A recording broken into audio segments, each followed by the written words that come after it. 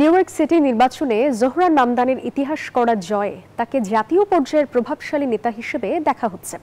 যুক্তরাষ্ট্রের ভবিষ্যৎ প্রেসিডেন্ট প্রার্থী হিসেবেও ভাবছেন তার ভক্ত সমর্থকরা। তবে সাংবিধানিক কারণে অভিবাসী মামদানি কখনোই মার্কিন মসনদে বসতে পারবেন না।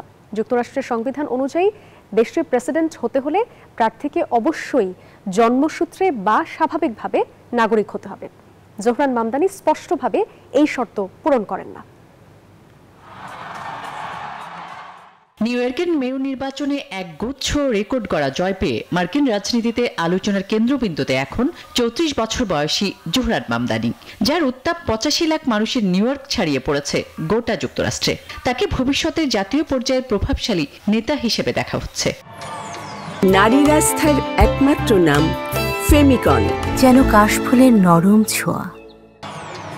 চর্চিত হচ্ছে ভবিষ্যতে মার্কিন মূল্যকের প্রেসিডেন্ট হতে পারেন এই ডেমোক্রেট রাজনীতিক। তবে তারুণ্যের প্রতীক, আত্মবিশ্বাসী, উদারপন্থী ও স্পষ্টভাষী নেতা মামদানি আকাশচুম্বী জনপ্রিয়তা পেলেও যুক্তরাষ্ট্রের প্রেসিডেন্ট পদে প্রার্থী হওয়া তার পক্ষে সম্ভব নয়। সাংবিধানিক কারণেই তা অসম্ভব।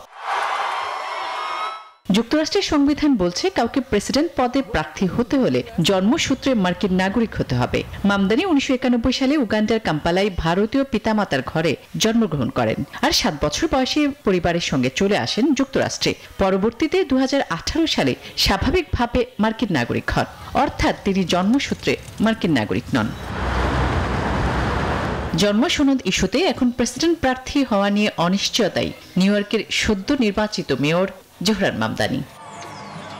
আসমাতুলি, নিউজ 24।